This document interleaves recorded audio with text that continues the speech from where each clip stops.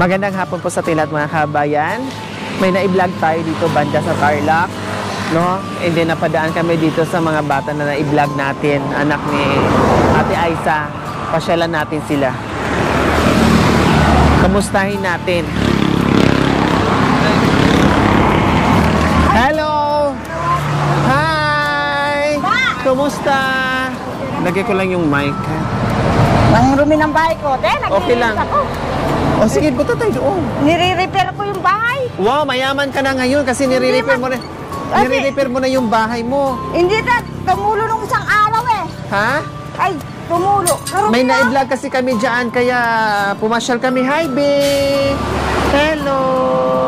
Pasensya na te marumi. Ano nangyari? Binagyo ka ba? Okay. Ha? Binagyo? Anong bagyo meron? Hindi ko mabitawan si Aiden. Ay, ang ingay ko. Natulog ba? Opo. Dumating yung papa niya kanina eh. So ito yung bunso nila. Korea, usog. Ayan ang bunso nila. Oh. Nasaan yung mga anak mo? Nag-aral po sila. Ay, oo nga pala, no. Kamusta te? Hello, nanay. Magandang hapon. Kumusta po kayo? Sinong may birthday? Bakit merong... Ano lang? Kay... Pinulo lang sa 20 dito lang kung birthday ko. Ah, ito.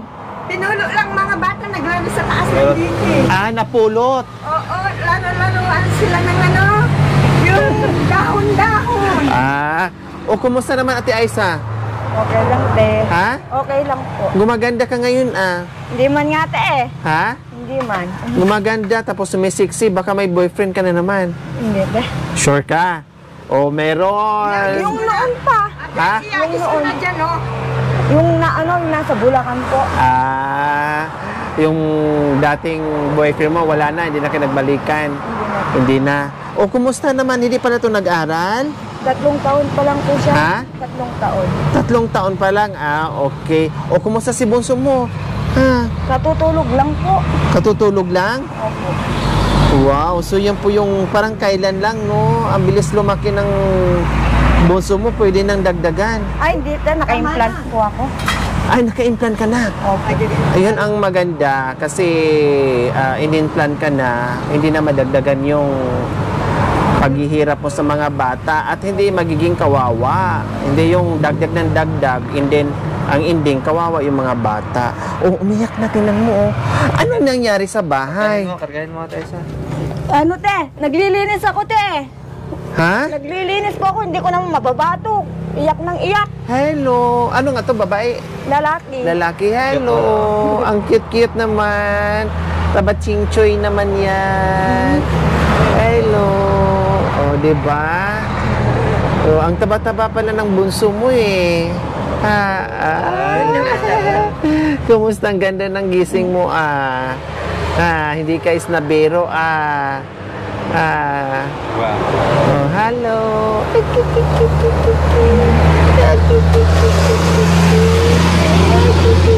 Korea usog.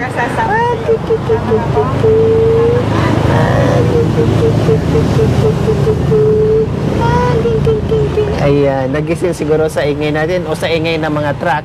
Immune na siguro siya sa ingay dito mga kabayan. Kasi siyempre nandito sila sa tabing highway mga kabayan, dumadagungdong.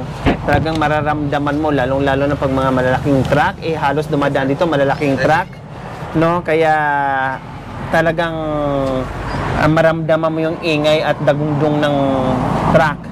Oh, di ba mga kabayan? O kumusta na pala ang papa nito, Ate Aisa?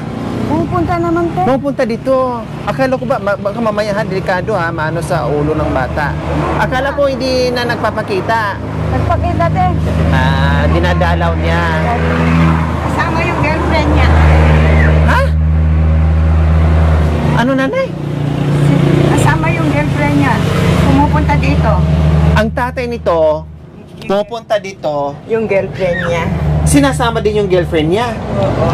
Tinitingnan lang yung bata. Pati na nag-ano. May girlfriend na yung boyfriend mo? Naghiwalay na kayo? Sports na lang? Yung ano tayo, yung papa neto. Opo. Sports na lang kayo? Opo. Parang ano lang, kapatid lang. Magkapatid. Tapos, Binibigyan naman ng suportan niya. Pag pupunta rito, kailangan niya gatas, anong kailangan niya? Pampers, Diaper, opo. vitamins.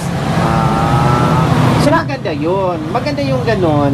No, maganda yung ganong sit up nyo na kahit wala na kayo, at least yung suportan niya at obligasyon niya sa anak mo nandoon pa rin. Diba? At open siya doon sa girlfriend niya, hindi niya tinatago. Ngayon, pag nagkatuluyan sila sa girlfriend na mag-asawa na siya at magkaroon sila ng pamilya, hindi niya questionin yung pera o yung ibibigay ditong tulong kasi alam na niya, nakikinig siya. O sabihin mo na lang doon sa kanya na akin na lang to. Adapin ko na lang. Ayaw natin. Ha? Ayaw Oh, na. ano, payag ka, bebe? Sama ka sa akin? Sama ikaw? Sama ikaw, bebe? Oh, di ba? Wow, maganda yung gano'n, di ba? Na yung girlfriend pala ay sinasama niya. O baka mamaya sabihin ng papa nito, amin na lang yan. Ako na magpalaki. Sinabi niya rin yun, te, pero hindi ko binigay. Sinabi Ayaw na ko. niya. Ayaw ko. Ayaw ng akin yan, tsaka ito. Aanapin po ng mga kapatid ko. Okay, di sabihin mo na lang, gawa na lang tayo ng isa, ibigay ko sa'yo. Ay, ayaw ko. Hindi. Para naman di magtampo sa'yo. Sabihin mo lang, gawa na lang tayo.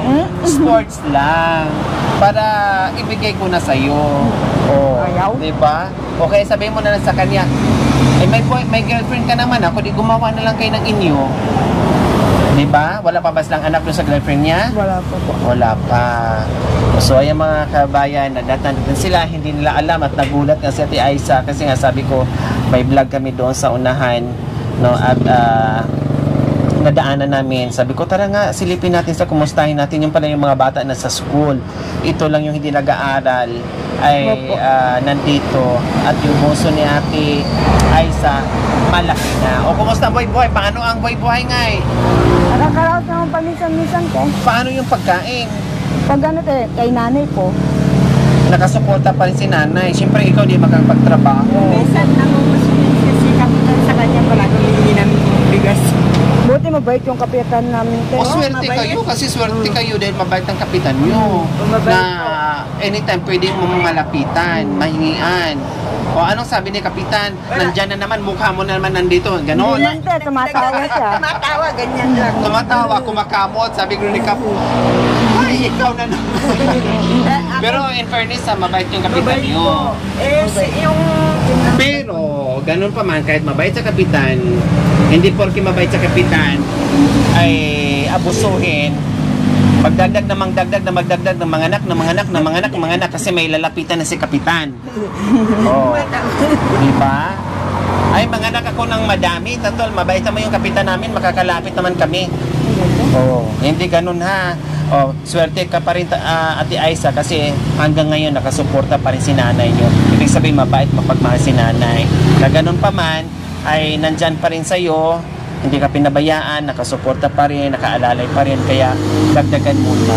Ay, hindi. Nandito naman si nanay mag-alaga, susuporta eh. Joke lang. Hindi na, kahit anong gawing split dyan ni Ate Aiza, kahit anong gawing balibaliktad dyan ni Ate Aiza sa kama, hindi na mabubuntis. Tama na yun, nag-decide ka para hindi na madagdagan. Kasi kung magkaroon ka ng boyfriend, talaga hindi naman talaga mapipigilan. Kung magkaroon ka man, o at least, okay na, hindi ka na mangamba. Pero make sure, bukod doon na hindi na manganak, syempre, unang-una, yung kapakanan ng mga bata. Kasi meron kang babaeng anak, no, hindi maliliit pa sila. Imbis na kahit gaano kahirap na sama-sama kayo, baka pag nagkaroon ka ng boyfriend, pag nag-aaway kayo, pag ayaw ng mga bata, doon pa kayo magkakaroon ng problema. Diba, Ate Aiza? Kaya isip ng maraming beses kung mag-aasawa uli, or mag-boyfriend uli, or manganganak uli. Isipin talaga yan ng maraming beses. Diba?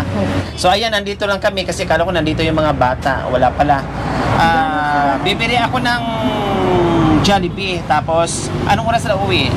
Maya-maya lang, te, mga 4:30 na. 4:30, anong oras na?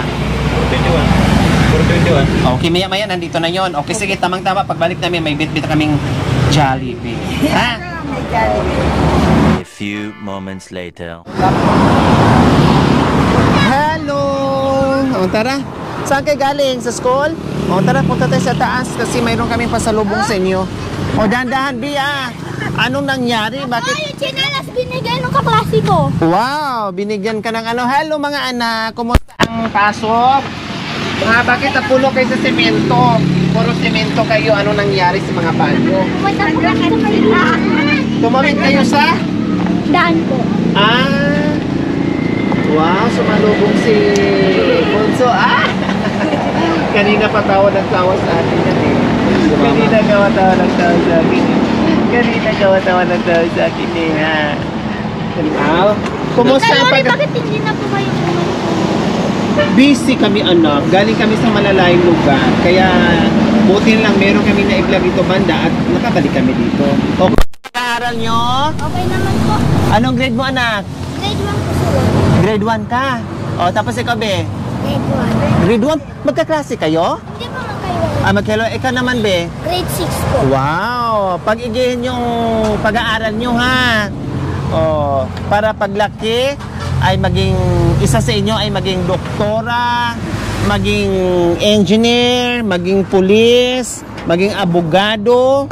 Oh, tapos itong bunso magiging piloto. Oh, di ba? Oh, may merienda kami tamang-tama galing kayo sa school. Oh, tara dali, may merienda kayo dali. Nanay, ito sa inyo oh ha, at saka kay Ate Aisa. Nasaan kay Ate Aisa? Nandito. Naku, nagutom sila. Oh, nagutom sila. Ate Aisa, dito muna, merienda muna. Ito, mayroon pa dito, soft drinks. Tapos, ito pa, may burger pa. Oh, nanay, habang bit-bit-bit nyo po yung ano, pwede. Yung spaghetti nyo nandito. Oh, Bi, oh. Ayan, oh. Oh, ito pa, Bi. Oh. Ito pa. Bibi. So ayan mga kabayan, tamang-tama yung ating pagbalik o pagpasyal. Dumaan lang talaga dito dahil meron nga tayo na i-vlog dyan ay Ate Aisa, kauwi lang nila galing school, merienda time. Alam nyo naman, no? Naglalakad lang sila, medyo may kalayuan yung school nila, naglalakad lang sila.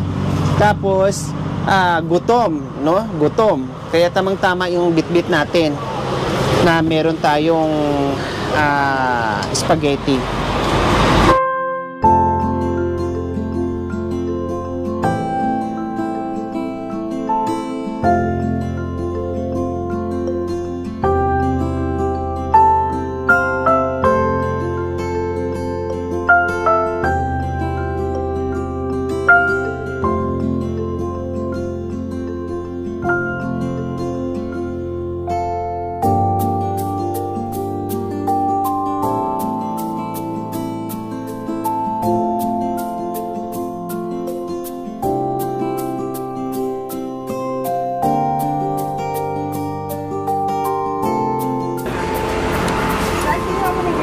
Meron na po si Ate Aisa.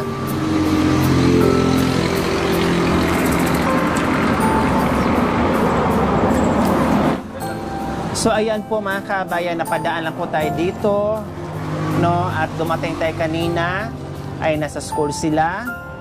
Wala yung mga bata, no? Si Ate Aisa lang dito at saka yung bunso niya at saka yung isa na hindi pa nag-aaral, tapos si Lola nila na nakaalalay dito sa kanila. Dumaan lang tayo talaga dito dahil meron nga tayong na-vlog dyan, and then bumili tayo ng Jollibee para tamang-tama pagdating nila galing ng school, meron silang pang merienda. Oh. So ito, nag-i-enjoy sila sa meriendang dala-dala natin, no? At sabi ko nga, yung mga bata na bibihira lang makakain ng Jollibee o talagang hindi pa nakaranas kumain sa Jollibee, so nandito tayo, no, para kahit paano ay maranasan o matikman nila kumain ng masarap na tulad ng iba ng mga bata na talagang ito yung gustong-gusto nila kainin, okay? So ayan Ate Aisa, hindi na ako magtatagal, no, tama yun, kahit gaano kahirap yung buhay ay kailangan pa rin paaralin yung mga bata. Tama yung naging decision mo na hindi ka na manganganak dahil Lima na. Nakalima na, bukod nakalima, bakit hindi na manganak? Ayoko natin. Nakatali na. Ayan. Kailan mo buksan? Ano pa tayo? 2026 pa. Bubuksan. Pag nabuksan, hindi mo na Pa-implant. isarado. Papa-implant ulit ako. Huwag na. Hindi tayo papa-implant pa ako. Huwag na, dagdagan mo, malaki na to eh. Joke lang. So ayan din, kayong mga bata, mag-aral ng mabuti ha. O yan. Sige, dito na kami, hindi na kami magtatagal. Ito, Ate Aisa. Salamat Oh, eh. Nanay. Ay, salamat yan. Dumalaw po kayo. Maraming salamat. Oh. Okay, sige, dito na kami. Ayan po mga kabayan, dinalo lang namin sila dito. Dinaanan lang namin para bilhan namin sila ng merienda. Okay, bye-bye na. Bye-bye!